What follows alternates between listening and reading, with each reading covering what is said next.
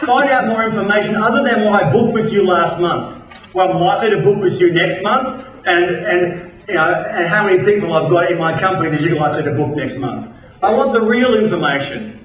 So I go back to my car guy in Australia and say, I need a car. And he said, Troy, I can't sell you one. I said, Peter, why not? He said, because I know you like changing gears. If I sold you a manual, a stick shift Mercedes, you'd hate me because you'd never be able to sell it. But I have a friend I think you should talk to up in Brisbane, he'll help you. I walk in the front of the dealership, he said, you must be Troy. Peter called me and said you were coming. Let's go for a drive. 45 minutes we go for a drive down to the Gold Coast in Australia and back again. All he's doing is asking me questions about my life. What do you do for a living? Got any kids? Got a family? What do you do for sport? Blah, blah, blah, blah. Going through this whole process with me. I said to him, answering the questions, just thinking he's a nice bloke. Nothing about the car. We go back to the car dealership, get out of the car and he said, right, which car would you like to talk about now? And then he started the sales process and into the features and benefits of the car. And of course, I bought a motor vehicle from him because he'd engaged me with the transactional drivers. So now as I left the building, he said, how long do you reckon you'll keep this for? So maybe 2 or 3 years. He said, no problem. And away I went. Every 6 weeks I get a phone call or an email or a text. Mate, you talk about driving tours in Germany. I've got some information, it's in the post. 6 weeks later, mate, I know you're a big rugby union fan. I've got some tickets in the post for you. Mate, I know you like racing cars on weekends. I've got some information about ceramic brakes. I'll send it over to your mechanic.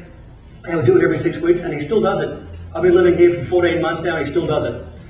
Now, I've not bought another car off this guy because I've moved and unfortunately I don't need the car in Australia anymore, really. But he sold $1.5 million worth of motor vehicles to my mates in the last 2 years. That's the power of this relationship, but he couldn't have done that if he didn't have the data, if he wasn't harvesting the data, and if he wasn't using that data to his advantage. Now think of this, I don't care if you're a BDM or if you're in operations, either of you can do this if you took the time to find out about me, but we just don't take the time. I've got 1,500 speaking bureaus on my database here in America, people that book me to do this sort of thing. And in each and every one of these individuals, I know their dog's name. I know if they're married, I know what they live, I know what they do for weekends for fun because I've taken the time to ask the question. We arrived in America in the middle of a recession. No one knew who I was. I had a book release here, but it didn't seem to matter much. Got some media interviews and that's kind of helped along. 1,500 people in that database. I have 100 speaking dates on hold in 2010 because I took the time to know these individuals. That's the power of it. So moving forward, you want to future-proof your business and really shine in the eyes of your clients. Know these individuals and how they're thinking because they're still a little bit afraid.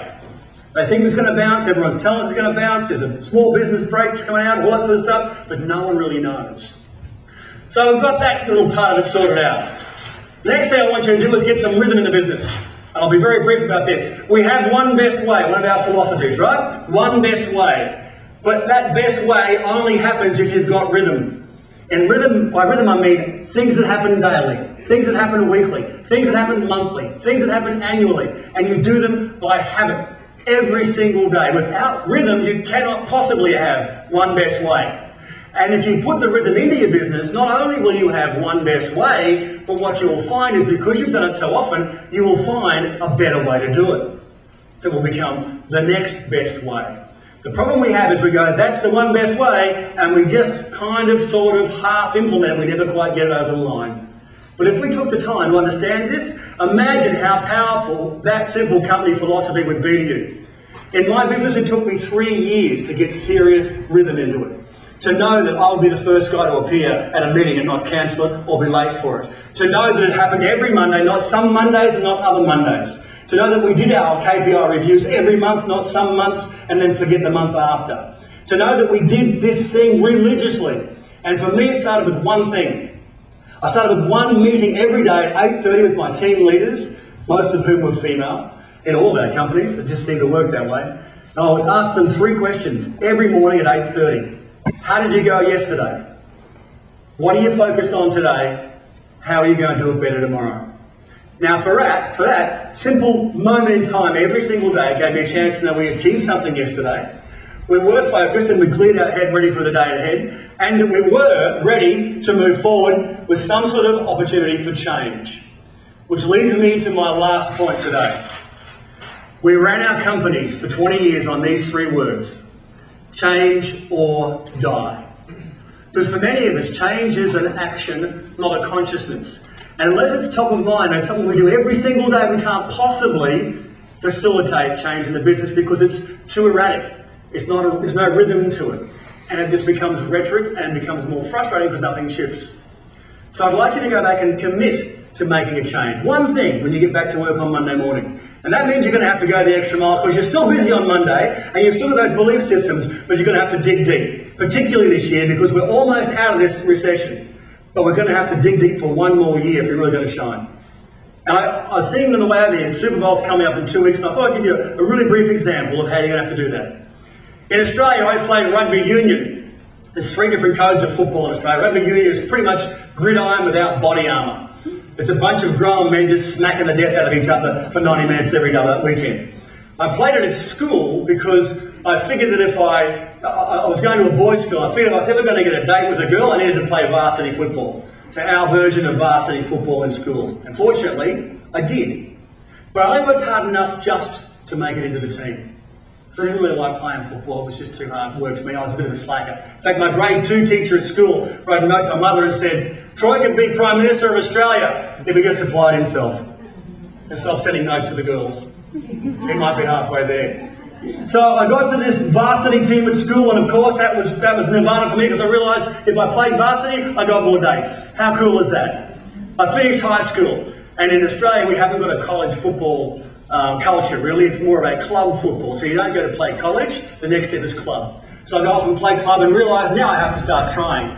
If I'm going to be good at this team, I've got to put my foot down and go a little bit harder, a little bit harder, a little bit harder, because frankly, I'm not keeping up anymore. I'm not the big guy I was at school. I wasn't as fast, I wasn't as fit, I wasn't as strong, I couldn't kick as well, I couldn't pass as well. Time for me to start trying. And I applied myself. Interestingly, that then at least got me noticed. And we have a number of games in rugby union we call showcases, much like your all-star games here. I played a couple of serious games, enough to get myself noticed to play in one of these all-star games in Australia. Now this wasn't just any sort of showcase game, it was a game we were playing against France. And I remember sitting on the sideline, because I didn't start on the match. I was on the bench before we started, and I remember everyone running out to the field and looking at these bunch of big, hairy, ugly, smelly, loud Frenchmen that were going to just kill me. And I can remember sitting there going, I wonder when I'm going to go out. I wonder when I'm going to go out. Maybe I'm next. Maybe I'm next. Please don't let me be next. I was frightened. I was petrified. But I figured that if there's ever going to be a moment in my time I had to dig deep, it was that day, because I wasn't going to get another chance at playing in the majors. I had too many injuries for too long and I was getting too old. This was my last shot at it. So I got called onto the field and I played the game of my life in 20 minutes before I got smacked. And absolutely smacked. Carried off the field. And I can recall sitting on the sideline and I was still quite dizzy. And I just sat there for a while. I looked down at my feet and I took the tape off my shoes and I undid my shoelaces.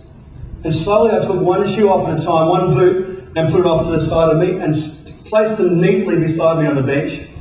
And I just sat there in the quiet for a minute. At times you can hear your head buzz. I looked at it, I just looked up and said, that's as good as I get. That's as good as I get. And I sat for a while, I thought, I have to remember this feeling, because this is a moment of truth for me. I know that I did everything I possibly could on that day to be as good as I possibly could. That feeling is something that's going to be driving me for the rest of my life. And every time I get to a moment in my life, if I think I've done enough, if I think I've gone the extra mile, if I think I've really been out there trying to shine above everybody else, if I think I'm doing this stuff, I bring myself back to that moment and say, is that what it feels like, Troy? And if it is, I go, okay, good. And if it's not, I go, you got more left in you. You're not trying hard enough yet. You haven't got that feeling.